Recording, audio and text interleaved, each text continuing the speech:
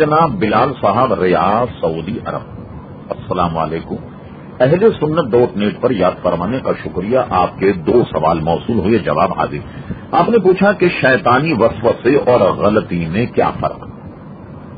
دیکھیے، شیطان کے ذریعے سے جو وسوسے آتے ہیں اس پر تو پورا باب صاحب مشکات نے شیطانی وسوسوں پر باندھا۔ شیطانی وسوسے بڑے بھیانک قسم کے ہوتے ہیں، جیسے حضور علیہ السلام نے فرمایا، شیطان جب تمہارے دلوں میں وسوسہ ڈالتا ہے تو وہ کہتا ہے یہ بتاؤ کہ زمین کس نے بنائی؟ آپ کہو گے اللہ نے۔ آسمان کس نے بنایا؟ اللہ نے۔ یہ درخت کس نے بنایا؟ اللہ نے۔ پھر آپ کے ذہن میں یہ بات ڈالتا، پھر اللہ کو کس نے بنایا؟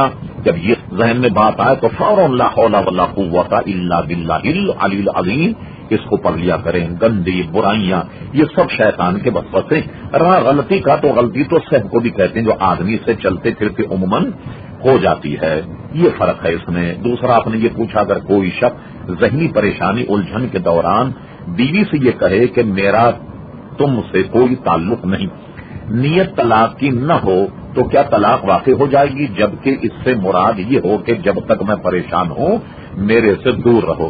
ہاں، اگر آپ کی نیت طلاق کی نہیں ہے اور کوئی مذاکرہ بھی طلاق کا نہیں، مثلا طلاق کے مذاکرے سے مراد میاں بیوی میں جھگڑا ہو رہا اور بیوی یہ کہے کہ مجھے چھوڑ دو اور مجھے چھوڑ دو، میں تمہارے ساتھ نہیں رہنا چاہتی، پھر ایسے موقع پر اس تناظر میں اگر میاں یہ کہہ دے بیوی سے کہ میرا تم سے کوئی تعلق نہیں، تو یہ یقیناً طلاق کے مترادف ہوگا، یعنی طلاق ہی کی طرح ہوگا۔